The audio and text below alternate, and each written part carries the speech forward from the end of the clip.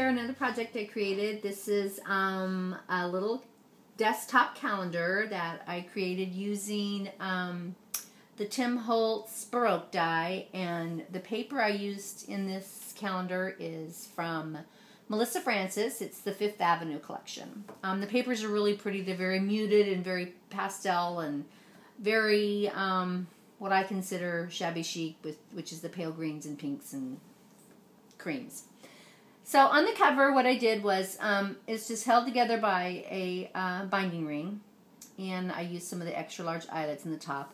I debated whether or not to do 2 holes or just 1, and it does stand up by itself, so I went ahead and just did the 1 ring. The 2012 here is cut off of the actual calendar sheet, and the calendar that I used in this is a free download from Crafty Secrets. Every year she puts out a little vintage downloadable free calendar for everybody, and it's really cute because it comes when you print it. It's kind of got a little tea-dyed look to it. So I just cut the little 2012 off of the front of the file, and then I distressed the edges with my Tim Holtz Distresser, and I inked all the edges with gathered twigs.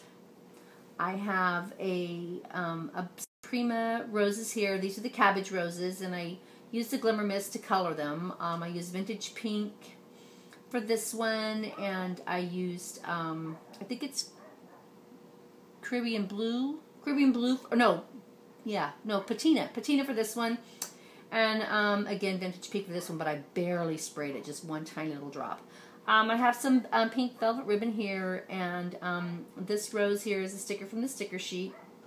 Same with this one, and I just put it on some cardstock and then cut around it, and I added a little stick pin from Little Yellow Bicycle right there. I've had in my stash for quite a while. And so that's the little cover, and it says 2012, and my 2012 is on a Tim Holtz memo pen. So it flips up like this, and here's January. I have some little punch flowers and some little sheer ribbon, and I put some flat back pearls across here, and I did put all my calendars up on some pop dots. And this little piece behind here is another sticker from the sticker sheet. I put some bling in the center. And that's February is right here. So for February, what I did was I had a little heart that I had cut from my Cricut out of just plain white cardstock, and then I ran it through my Cuttlebug with the Tim Holtz postcard folder, and then I took my spun sugar distress ink and went over the heart, and then I also took the gathered twigs and went over the top of it just really lightly to give it the color. So, and I tied a little bow here at the top and glued that on. I put some little bling here, and here's the little calendar. So it's really cute. It's a perfect size for a little desktop calendar.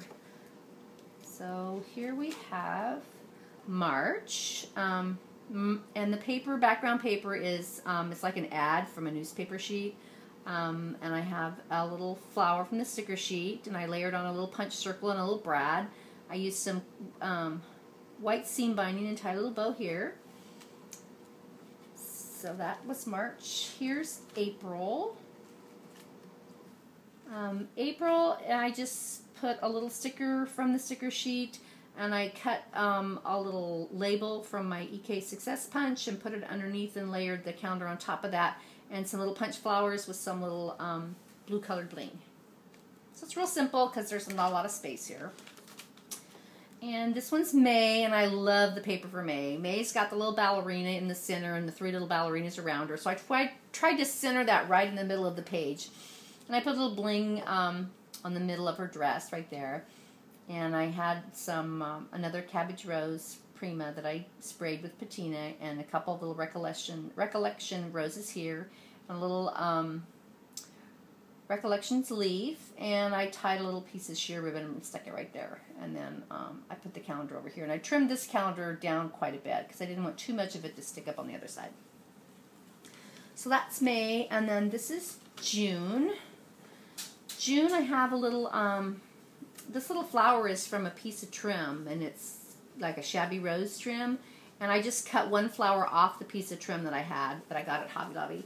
I added some bling here on the bottom, and again, another little label that I used my EK Success punch and punched from the design paper.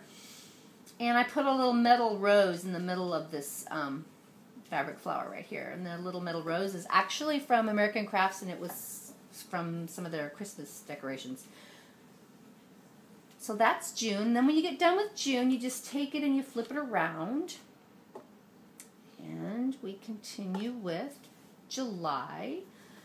July's pretty simple. I just stuck a little sticker from the sticker sheet, and it's really cute. And I don't know if you can see because it's such pale paper, but there's a little tiny banner on the sticker sheet, which I thought was really, really cute. And then I added the calendar on some pop dots, and then another little punch flower with a little pearl center. So this is August. And August, I put the calendar up again on pop dots, and I added another little Prima flower, cabbage rose, that I sprayed with the Glimmer Mist Vintage Pink. I added a little key here that I glued on, and some flat back pearls.